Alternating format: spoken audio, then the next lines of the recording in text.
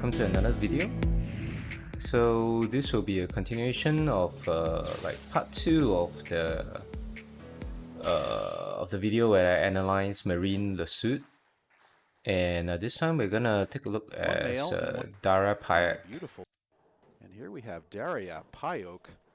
Okay, Daria PWBA so maybe we want to skip forward a little bit. Volatility. She's a member of the Global 900 staff. And let's look at Daria Pajak's shots in the middle of the game. Okay, apparently they're all striking, so maybe it's a pretty easy pattern. But yeah, I'm sure everybody knows Daria Pajak, and yeah, she's a great bowler and a great ambassador for the sport. I had the pleasure of meeting her, I think in 2019 or 2018, where she visited Singapore for a holiday. Because I talked to her when she was in Singapore.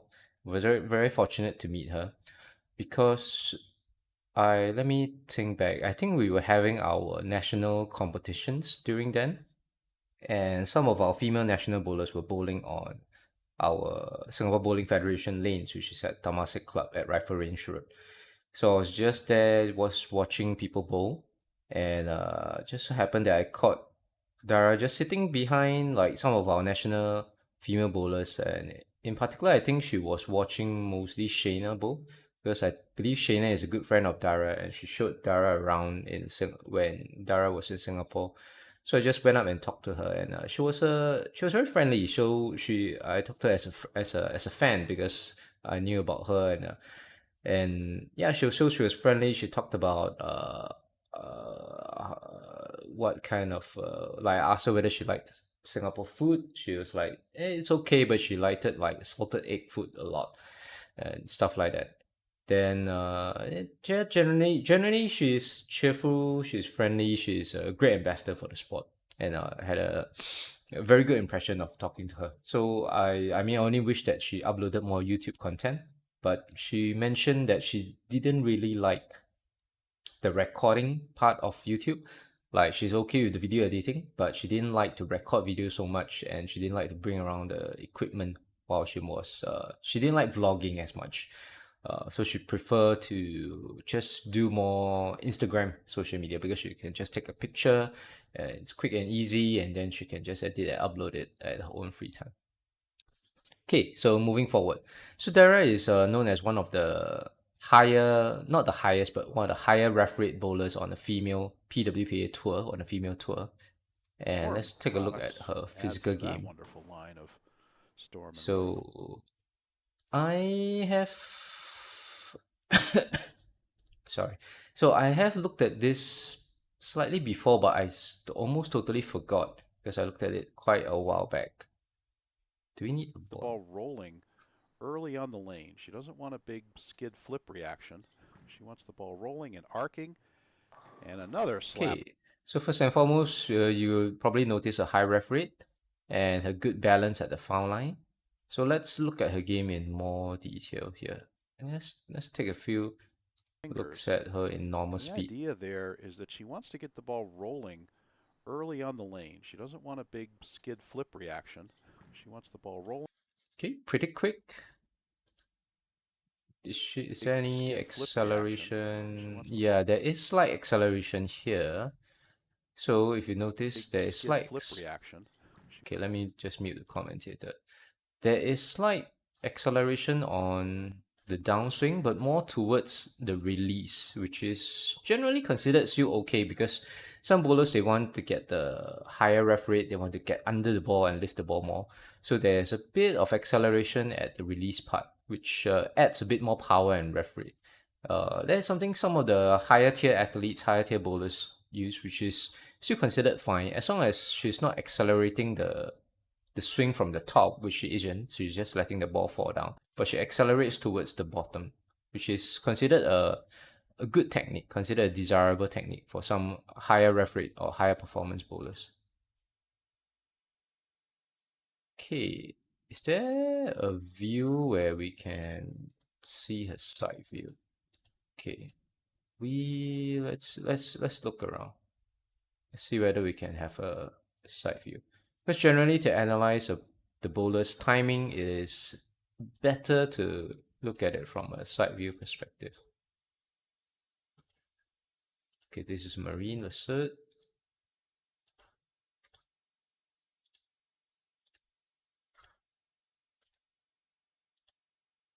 Okay, so we have a side view. So this is of a second shot. Okay, let's see how this is a second shot. Let's see how a second shot goes.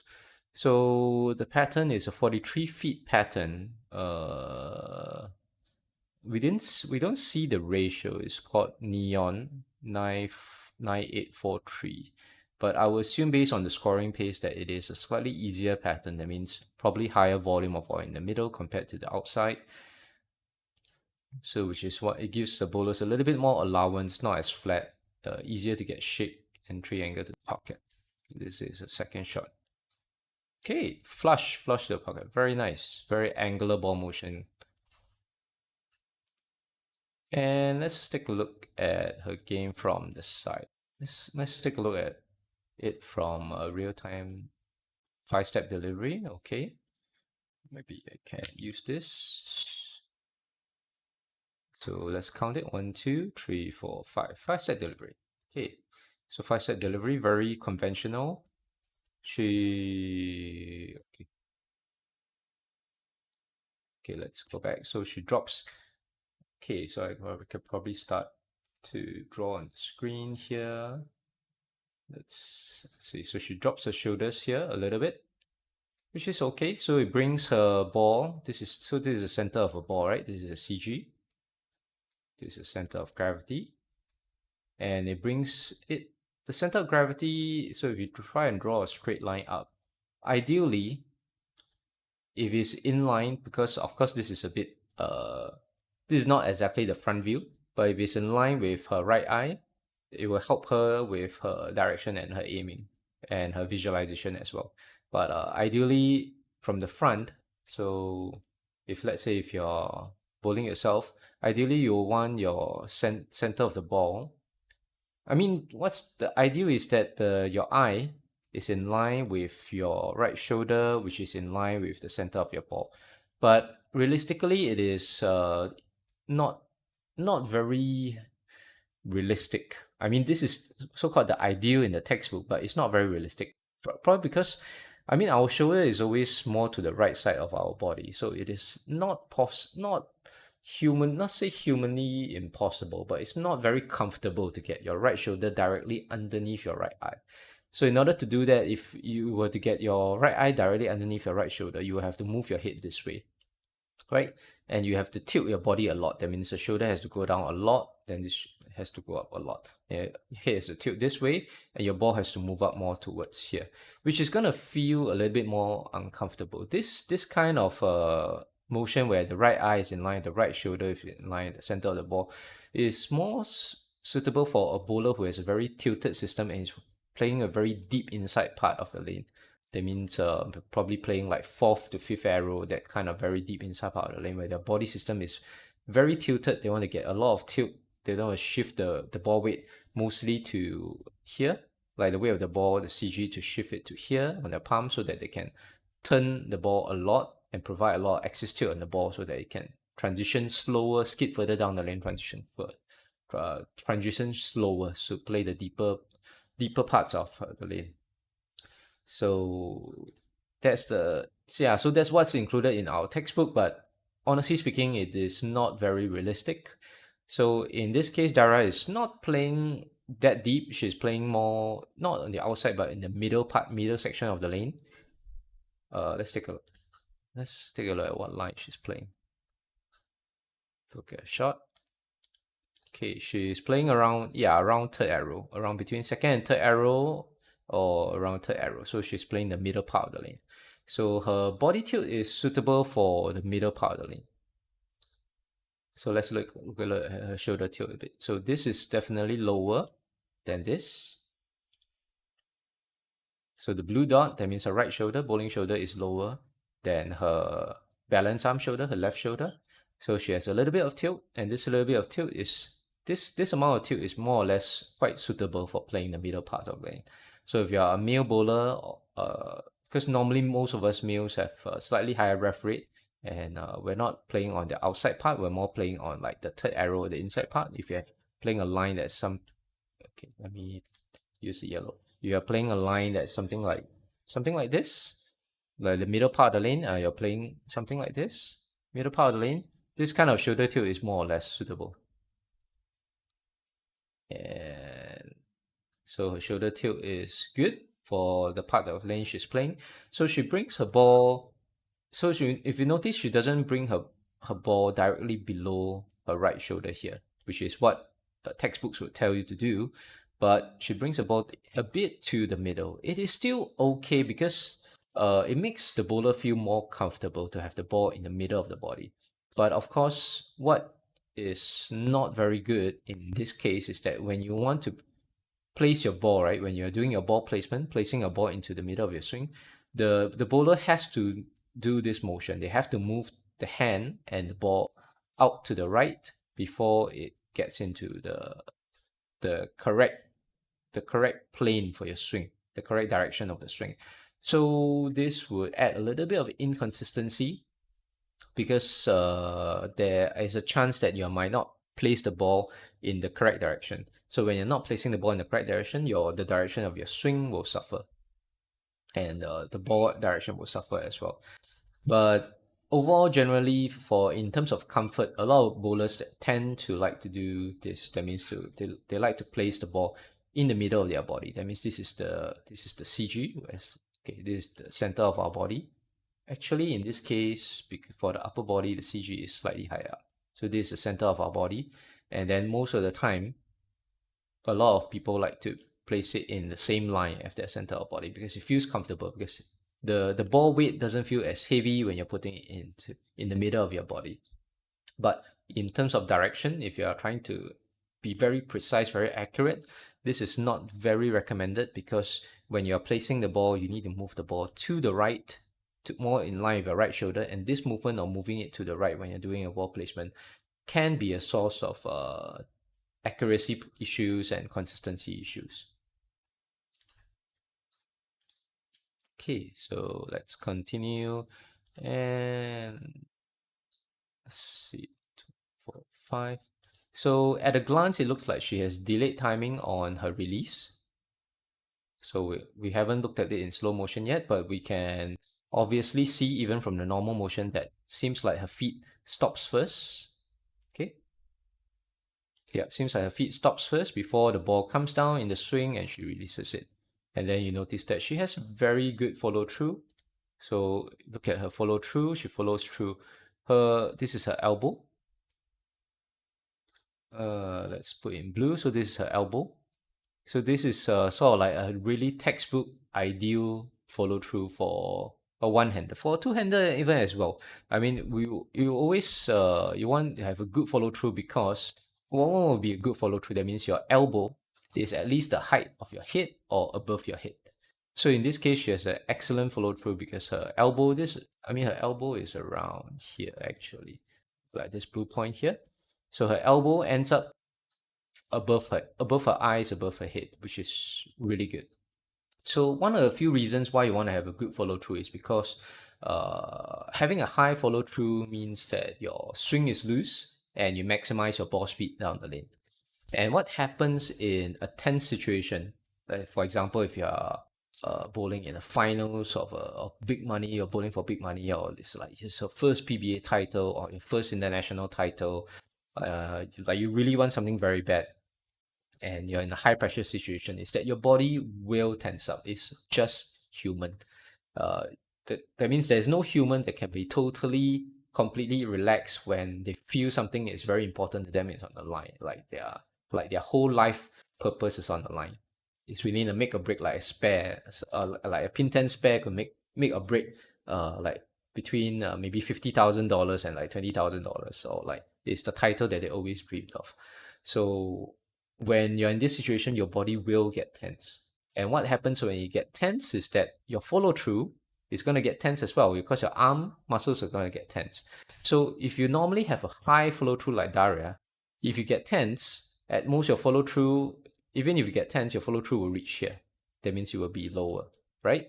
But even if it's still lower, it is still high enough for your ball to not slow down too much. So this is what happens with so when if you have a bowler with a low follow through, right? Like one obvious example would be Stuart Williams because of the way that he releases the ball. He has an abrupt swing and he uses vertical resistance to generate ref rate. So based on the system, his bowling system, it is impossible for him to get a high follow through. So when he has a low follow through, let's say, for example, let's put it in red.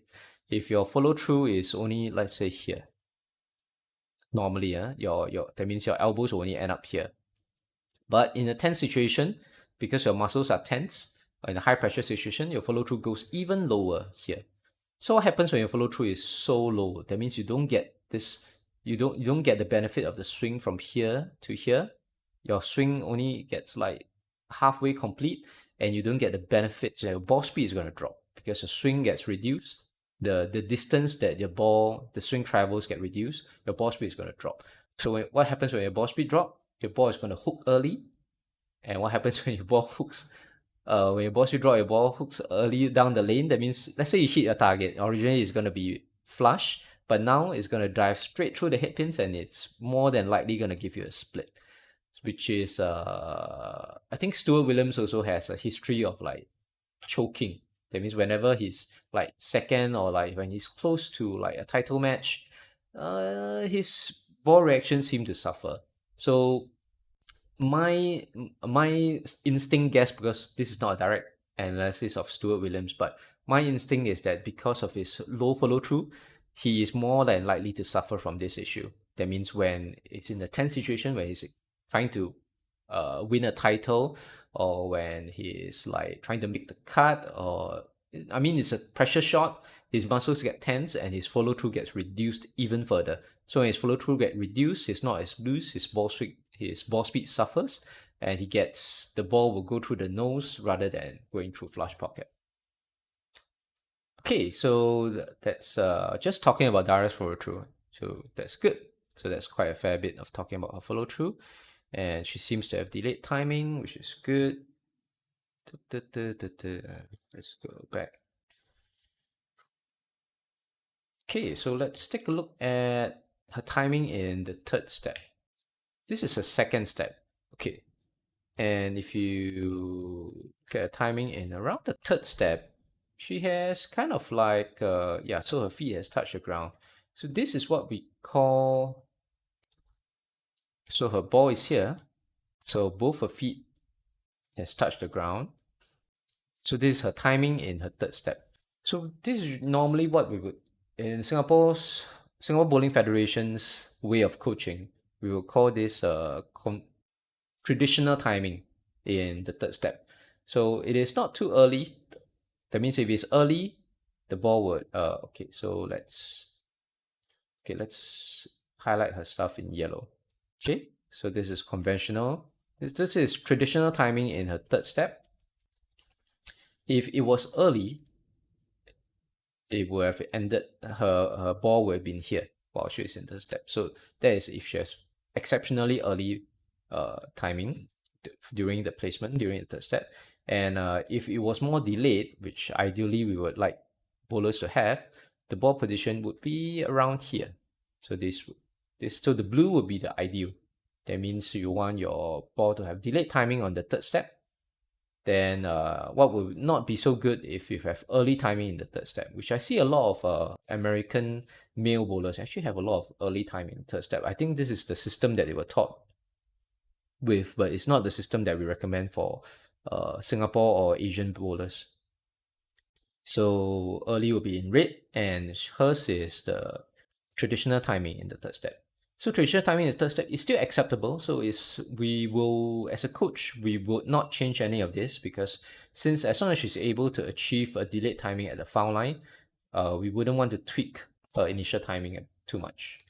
So we wouldn't change it. We will just accept it. And let's try and get a fraction back. Okay, so she stops her slide around here. So okay, let's take a look at where we can mark where her slide stops. So her slide stops at around here, right? Close to the dots on the approach. So let's try and stop the video at exactly when her feet reaches that that point. Okay. Okay, this is gonna need a bit of slow motion. Wait, let's try it. Yeah, this is gonna be a near slow motion. Without slow motion, it's very difficult to get the timing right. Okay, let's try a look at her.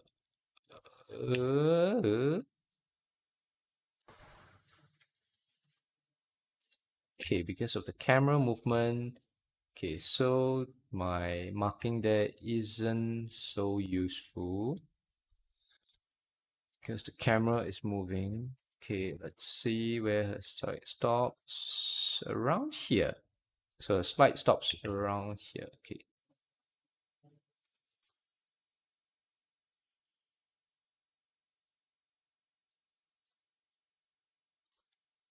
Yeah, around here. Actually stops even earlier. So let's fraction a bit earlier. Yeah, stops around here. It's around here. I'm not being too precise, but it's around here. So so where's the location of a ball? It's here. And she has how many ball lengths away? So this is so let's say if a bowler who has a traditional timing on release, the ball would end up here, right? Okay, so she has the benefit of how many ball lengths? So she has about one ball length, two ball length, and three ball lengths. So she's three ball lengths delayed compared to a traditional timing. So this gives her more than enough time to have time to lift the ball and to complete her complex release. So the disadvantage of this camera angle is that we cannot see Daria's release motion. Maybe from the back view we can see it better, or maybe from the front view maybe not. The ball will probably be blocking, but from the back view we can probably see her release motion better. But given her ref rate, she probably has a more complex release. She's probably a turn and lifter. So she needs to complete her turn and complete her lift, all at this flat spot, at this precise moment where her feet have stopped sliding. And given that she has three ball lengths to complete this, she has more than enough time. And this is one of the key reasons of how Dara generates her ref rate, which is quite a monstrous ref rate for a female bowler. She probably has ref rate higher than a lot of male professionals. Not say a lot, but some male professionals. Okay.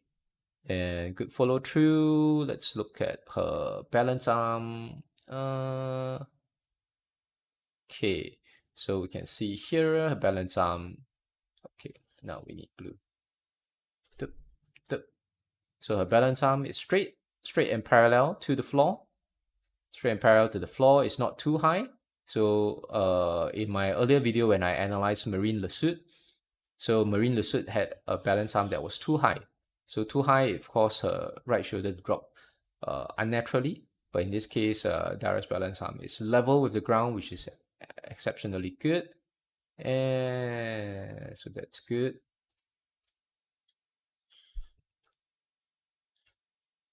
So let's look at her trailing leg when she delivers the ball.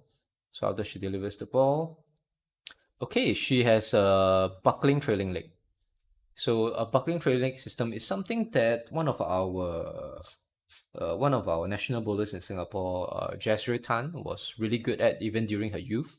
And it is kind of like a technique which a lot of high-level coaches are trying to teach. But personally, it's not a technique that I'm familiar with. But when a bowler has this, it's considered a good bowling technique. That means her what we mean by buckling is because this is okay. Maybe all the good things I'll write in blue. So buckling, it means that her knees would buckle in as she takes the power step. That means the fourth step into the slide. It will buckle in. Then it will move. She will use her thigh to move her buckled leg to the side. So it's not completely straight. So for some bowlers, they have a knee that they have a sliding leg that is completely straight and rigid. Completely straight and rigid. Like let's say this is their feet.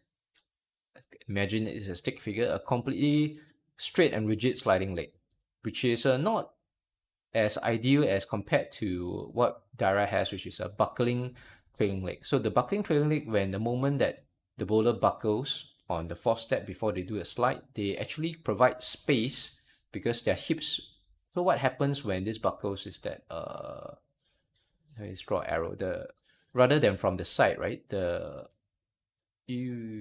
need blue, yeah. Rather than have your thighs blocking the downward motion of your ball, the thighs and the knees will buckle inwards towards the left so that it creates space for the swing and the ball to come down from the top. So this creates more space. It makes the bowler feel like having more space to send the ball out to complete a complex release. Like they don't feel that it ties are blocking.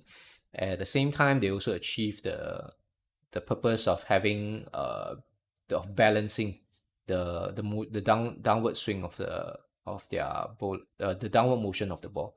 So it balances the body well. At the same time, it allows the ball to go through. It creates a hole for the ball to go through where the ball is not obstructed by our thighs and our knees.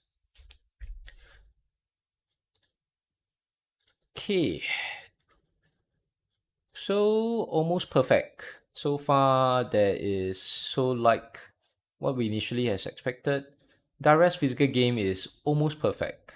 So she has because yeah, I mean she's one of the top professionals on tour. She has one of the highest ref rates among the women's game, and her excellent physical game is how she gets such a high ref rate. So let's take a look at her ball placement timing. 1, 2. Okay.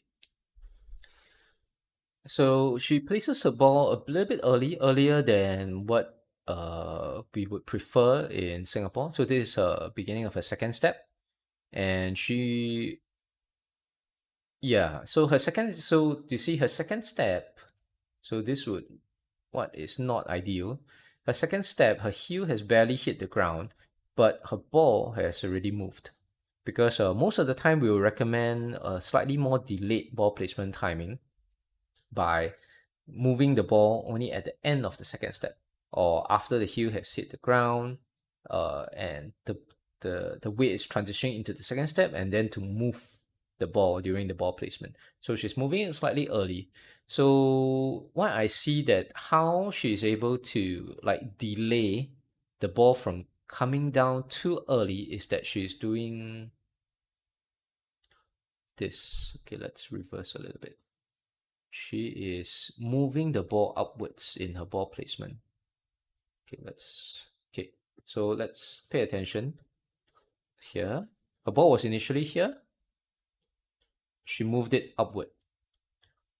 So most of the time when we talk about a well-rounded ball placement, right? Maybe I'll highlight in blue. So let's say if you have your ball here, a well-rounded ball placement motion would be something like this. This too big, smaller circle. A well-rounded ball placement timing would be motion would be something like this, like a rounded motion, just a bit up, and then let your ball go into the swing, like this. Then you have a well-rounded. So this is the ideal ball placement motion. A small hump, place the ball like over a small hump, and then because this is just to let the ball get a little bit of let gravity take over the weight of the ball. So just relax, place the ball a little bit over forward and a bit up, and then let gravity take over and let gravity swing the ball downwards. But in this case, if you look at Daria's ball placement, sorry, she initially she has a ball here and she moves her ball upwards instead. So she is doing this. Probably she worked with her coaches before. She's probably doing this in order to delay her ball placement timing, so that at least during her third step, she has traditional timing on her third step instead of early timing. Because if she were to do what I mentioned in blue, right, with how early she starts her ball placement, she will end up in early timing during her third step, which is not ideal because if she ends up in early timing during the third step, she will also really struggle to get the delayed timing on release. So she probably work for the coach. This is one of the ways as coaches we would teach a bowler to try and delay their ball placement timing, because rather than changing the timing which they move the ball, which by this time she's a well seasoned professional, so she's been bowling for probably more than 20 years. It's quite difficult to change the ball placement timing of a bowler that has bowled for that long. If you're a new bowler that's bowled for 1 or 2 years, maybe. But if you have been bowling for a long period of time like Dara, probably difficult to change all these ingrained habits. So instead, they come up with, as coaches, they come up with ways to compensate to still get the desired end result. So one way to compensate is she doing this. So she's holding a ball a little bit lower and then moving it up to delay the time where her ball starts to come down. So she's trying to delay the timing where her ball is coming down. Okay. And she is, so you can see that her ball motion is this, her placement is this, and then she is, can go a little bit back. Okay. So her ball placement motion is this, and she is doing this instead. So she is moving it up and forward and down into the swing. So something which I don't really like here is the distance of her placement in relation to her body. Because this distance is very far. So this is the center of a ball. And this is probably her shoulders are probably here. So she's placing the ball at the maximum arm distance. This is her maximum arm distance, which is a little bit far away from the body. So this is something that as a coach we don't recommend, because what happens is that when you do your ball placement so far away from your body, okay, so when it's so far away from your body, the thing is the weight of the ball is here. And if we talk about physics, the principle of moments, so the weight of the ball is here. So the ball weight has, so this is probably the fulcrum. That means our pivot point. The shoulder is probably the pivot point. So this weight here, that means maybe I'll put the weight here, because this is the force, which is the weight of the ball, multiplied by the distance here. So this is the distance d, would be the total momentum or force that it generates on the downswing, the force total force that it generates on the downswing. So if we reduce this distance here, so this makes the ball generate a lot more force than necessary, compared to what we will recommend in Singapore bowling is that we would prefer the bowler to place the ball weight here, because from here, if let's say you reduce by half to your fulcrum, so this distance, so let's make it small d, so you're reducing the forces generated by the ball by about half. This is not in proportion, but let's say even if you reduce the distance by half, you reduce the force by half. So you reduce the load, the downward weight, the load generated by the ball placement motion by at least half. If you reduce reduce your placement distance, that means how far you place a ball away from your body. So the closer it is that you place a ball closer to your body, the less strain you will feel when you place the ball. And if there's a lot of weight created by when you're placing the ball, let's say in red, when there's a lot of weight here, it creates a lot of tension in her upper body here. Because in order to resist this weight, right, her upper body has to tense up and she has to resist the ball weight going down. So you can see that her body is pretty stiff, and this is necessary in order to counter her far away distance of her ball placement, her long distance of her ball placement. So this is not ideal. So this is something that as coaches we would maybe change, because this is affecting her upper body tension. She's not as relaxed in her upper body because she has to tense up her upper body and her spine in order to resist this weight going down. And having this unnecessary tension in her upper body is not going to benefit her performance as a bowler. Okay, so her ball placement motion is not ideal and her ball placement distance is a bit far. It is the positive timing is a bit early, but judging by the end result of the timing of the third step and the delayed timing on release, it is still okay. So anything else? Anything else that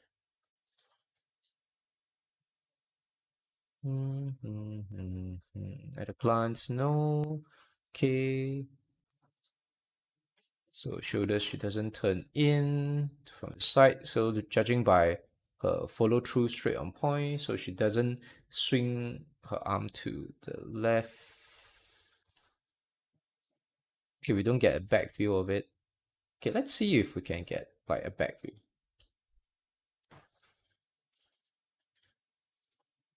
So enough of a side view. Beautifully clean, perfect balance. You'd have to believe that Marine would be the underdog here, being the 20-year-old youth bowler against the PWBA star. Two and shot here on the right lane.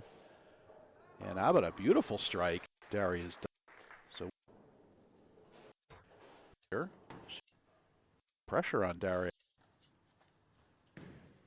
And she got a lot of, there's a triple for Marine. Wonderful start. Pin doesn't think it wants to go, and goodbye, a triple. So let's see if we can have a for the back view shot of Daria. around the approach, but it is optional to take it down for your shot. And here's Daria trying to stay perfect through three, and another beautiful release out and back, a little bit high. Perfect through James, wonderful. She's a member of the Global 900 staff. With Daria's pin is down below her, the ball rolling, flip reaction. She wants the ball rolling and arcing, and another slap 10, beautiful rolling and arcing action. Can we get front view here? Okay, so this is the best that we can get. Front view. All right, so Daria's follow through goes straight to the right of her, which is good, because as compared to when we saw Marine earlier, Marine's one, her follow through goes across her body to this. So when it goes across the body, the red representing what is not good and the blue representing what is good. When it goes across her body, it means that Marine, she was trying to generate ref by pulling the ball to the left. And it could also be the fact that, okay, let me drink some water.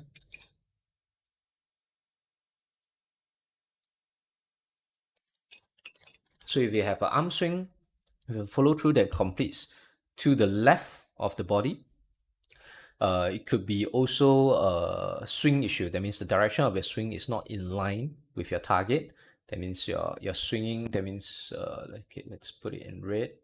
So that means the swing goes out and around the body, and then when it hits the lowest point, it completes upwards like this. So that is not ideal. That means the ball was here from the outwards, and then once you release, the bowler tries to hit up towards the left in order to get the ball in line with the target, to do a compensation to get the ball in line with the target, and also to generate the ref. So that is a likely compensation, or that is not a good thing about this. I mean, a bad thing about the swing when you have a swing that completes to the left of the head. But in Daria's case, she completes her swing to the right of her body, so that's ideal. So it means that her swing was probably in line along with her target path. She's able to complete the swing, send out the ball to her target path, and her follow through she doesn't have to divert her follow through to the left or to the right, which is good. Okay, anything else that we can see from here? Okay, so it buckles in, it straightens here. So we noted her balance arm was good. And can we take a look at her shoulder? Doesn't want a big skid flip reaction. She wants. Okay, good. Okay, so let's see if her shoulder drops excessively during the release. A little bit though, a little bit, but it is still okay. Because when we are talking about the shoulder, I was looking at whether her right shoulder drops excessively from compared with her stance to her release. So she does drop a little bit during her release, because if we go back a little bit, doing her stance. It is about this distance. The ball rolling early on the lane. About She this doesn't want a big distance. skid flip reaction. She wants the ball rolling and arcing. And another slap 10. Beautiful. This is pretty hard to note on the screen, but so okay, let's see. So initially, the Early on the distance. Okay, let's mute the commentary first. So initially, her distance from the distance between her shoulders is this distance, right? Let's see whether we can have a comparison. And a bit too much. During the finishing, oops. Is that frame? Okay.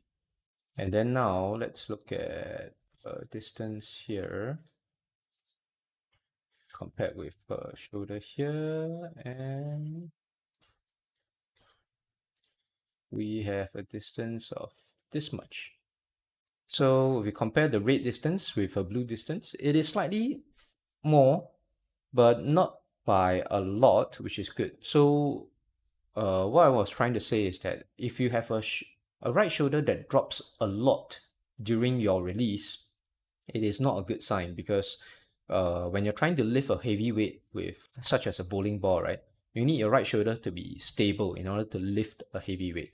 So you can think of it as, let's say, if you are asked to try and lift your bowling ball off from the ground. Let's say you're trying to pick up a bowling ball from the ground, right? So it's pretty heavy. It's a 15-pound, 14-pound to 15-pound bowling ball. You're trying to lift it off the ground.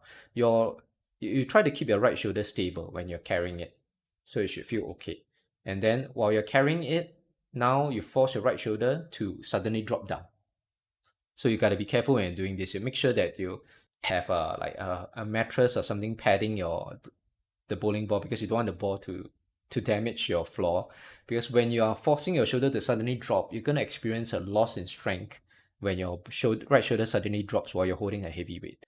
Because it's just common sense that in order to lift the heavy weight, your right shoulder has to be very stable. I mean, if you're lifting a heavy weight with your right shoulder has to be stable. If your right shoulder is dropping down or moving, I mean, it's in motion, so it can't support a heavy weight while it is in motion. So this is why, yeah, she doesn't drop too much, so it's still acceptable. But just pay attention if you notice that your right shoulder drops excessively a lot during your release. So this could be a reason that as a bowler why we are losing a lot of power during release. Okay, so basically that's about it. when the pattern is fairly high scoring. So in summary, Daria has a almost perfect physical game, which is as good as most coaches can advise from what I can see from the side. But certain things that probably be not considered as ideal is how far she places the ball away from the body. Oh, there's something else I wanted to check. I wanted to check her. Is there a slow motion of Daria? Yeah, there is. I wanted to check her upper body weight transfer. So I think there's a slow motion here. Okay, slightly early upper body weight transfer. So when we're talking about upper body weight transfer, is this the moment where she starts moving her body forward. Yeah. So there's a center of her upper body. So the moment which her upper body moves forward. So it is slightly early. For a one-hander, we will prefer that you move your upper body only when your ball has reached here. Your ball has reached here. Then your ball is starting to go in the upswing, then you tilt your body forward. So it is slightly early, but it is, in her case, it is hard to control, because like I mentioned earlier, because her ball weight is exerting so much force due to the long distance from her pivot point, which is a long distance from her shoulder. So this amount of force is going to force her upper body to go down early, as much as she's trying to keep it stable.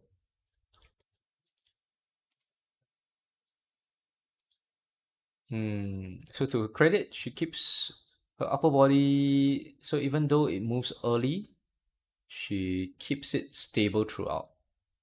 So this is probably this is some kind of compensation she's doing, because most of the time, right, when you have early upper body weight transfer, your body will keep moving downwards unless your body does some form of compensation to keep it upright.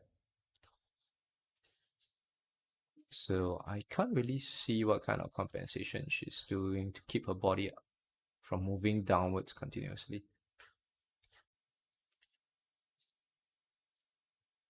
Okay, let's look at it in real time. There might be a possibility that she could be pulling up on her backswing.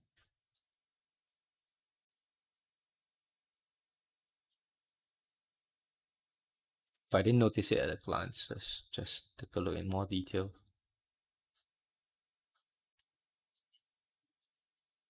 Yep. She does. She pulls a bit off her. Okay. So take a look at the point where she places this. So once she places this, notice the sudden speed of the ball going down and up into the swing. So if you notice that there is a sudden acceleration, right, in the ball motion, in the swing, is a sign that the bowler is probably either consciously or subconsciously moving the ball faster than normal. That means they're pulling. In this case, Daria is pulling on the upswing. So let's take a look again. Yeah, there's a form of acceleration. Back, back. Yep. So it moves slightly faster in the downswing. Yep. So obviously, there is always a form of acceleration when you let gravity, because even for a pendular arm swing, when gravity takes over, there's form acceleration. But in her case, it is a little bit faster than normal. Yep. So you can see that it speeds up a little bit once she places the ball. You can see that the ball motion speeds up a little bit on the downswing. Okay. So that means she's pulling on her downswing. So she's pulling on her downswing. So when she has a pull, because when she exerts this pull on her downswing, right, she's exerting force to bring the ball further back. So so in a way she's exerting a force here, and this force is going to stop her body from moving forward more. So her body system might be subconsciously doing this pull because the body system has to find a way to counter the early weight transfer of the upper body, to make sure that the upper body doesn't go flat down to the ground like this. So in order to do this, her body system probably counters it naturally by having a put downswing. So she pulls her downswing, accelerate to the back in order to counter her early body weight transfer, so that her upper body still continues staying upright. Uh, do we want to change this as a coach? Yes, because this acceleration, this pulling of a downswing, right, is not going to be consistent in a high pressure situation, because like I mentioned earlier, if you're in a very tense competition, very tense match, anything that involves muscle, or your whole body is going to tense up a little bit more, even if it doesn't involve muscle.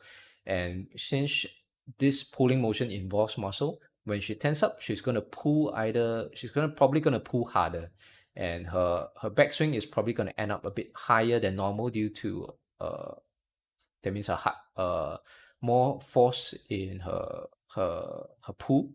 And if it ends up higher, her timing is going to be affected. She's going to be late compared to delayed. So it's going to affect her release in a high pressure situation.